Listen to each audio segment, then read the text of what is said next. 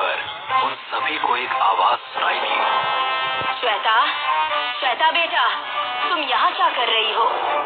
अरे ये तो मम्मी की आवाज है। उसने इधर उधर नजरें घुमाकर देखा तो कुछ ही दूरी पर उसे उसकी मम्मी खड़ी नजर आई। माँ, मुझे बचा लो बेटा, वरना वो शैतान मुझे मार देगा। मैं आ रही हूँ मम्मा। तभी उस लड़की ने श्वेता का हाथ पकड़ लिया। वहाँ मत जाओ, वो तुम्हारी मम्मी नहीं है, सिर्फ आंखों का धोखा है ये। तुम्हारी माँ भला यहाँ कैसे आ सकती है? मेक अ सेंस यार।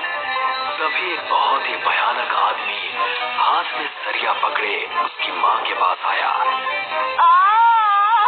श्वेता, बचा लो बेटा मुझे। श्वेता अभी ये समझने की कोशिश ही कर रही थी कि उसके साथ हो क्या रहा है। तभी उस आदमी ने माँ के पेट में सरिया डाल दिया। मम्मी! श्वेता हाथ छुड़ाकर उसकी तरफ भागी।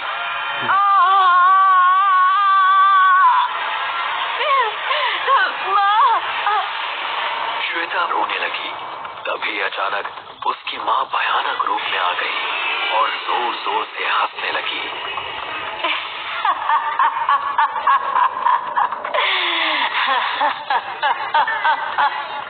माँ, ये आपको? वो उसको भयानक निगाहों से देख रही है। श्वेता ने भागने के लिए जैसे ही कदम बढ़ाए, उसकी माँ ने उसके बाल पकड़कर सरिया लेकर श्वेता के सर के आर पार कर दिया। श्वेता जमीन पर गिरी और सांस तक ना ले सकी। तुम दोनों किसी भी धोखे में मत पड़ना। अब हम कुछ ही दूरी पर हैं, वो जगह आने ही वाली है।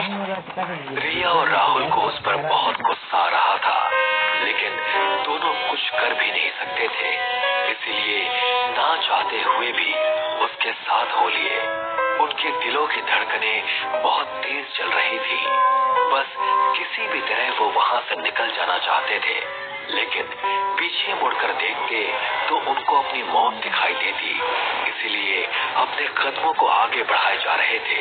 कुछ देर चलने के बाद उनको सामने एक पुल नजर आया। बस ये आखिरी पड़ाव है। इस पुल को पार करने के बाद हम खजाने तक पहुँच जाएंगे। पुल बहुत ही कमजोर था और उस पुल के नीचे जो समुद्र था उसका पानी उबल रहा था। नहीं, यहाँ तो हमारी मौत है। अगर हम पुल से नीचे गिर गए तो इस खौलते हुए पानी में गिरकर खत्म हो जाएंगे। कुछ नहीं होगा, बस अपने कदम जमा कर रखना और रस्सी मत छोड़ना।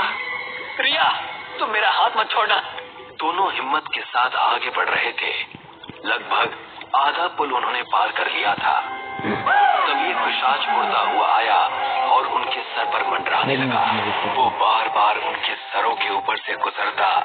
कई बार तो वो दोनों गिरते गिरते बचे।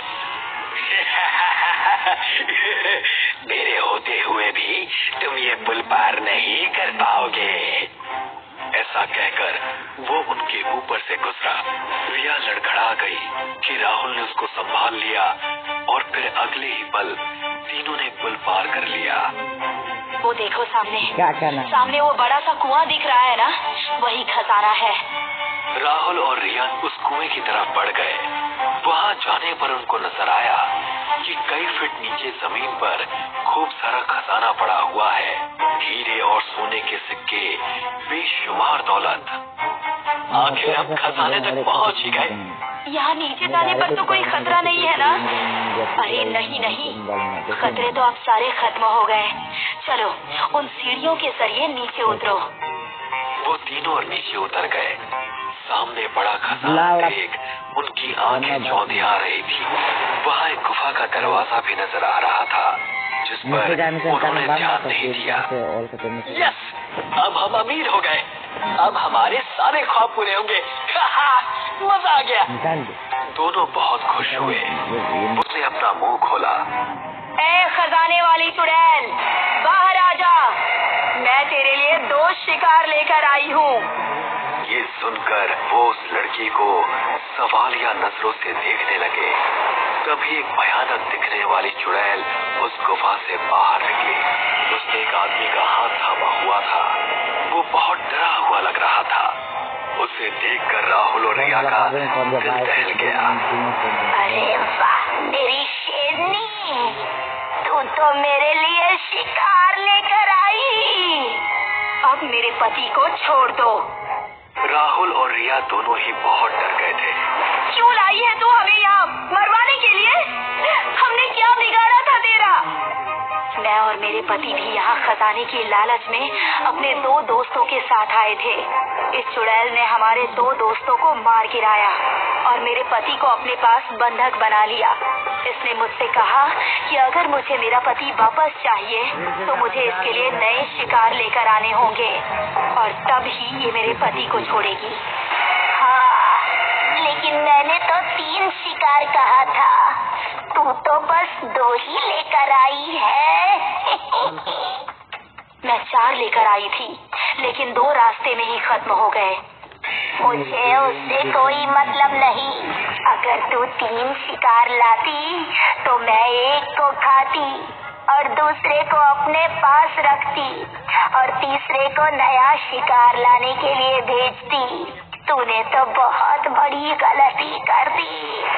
ये सुनकर वो लड़की अपने पति को आंसू बहाते हुए देखने लगी। चुड़ैल ने उसके पति के पेट में हाथ घुसेड़ दिया और जमीन पर बैठकर उसके सीने से मांस नोच कर खाने लगी। वो तीनों उस चुड़ैल को खौफ भरी निगाहों से देख रहे थे और फिर उस लड़की पर झपटी।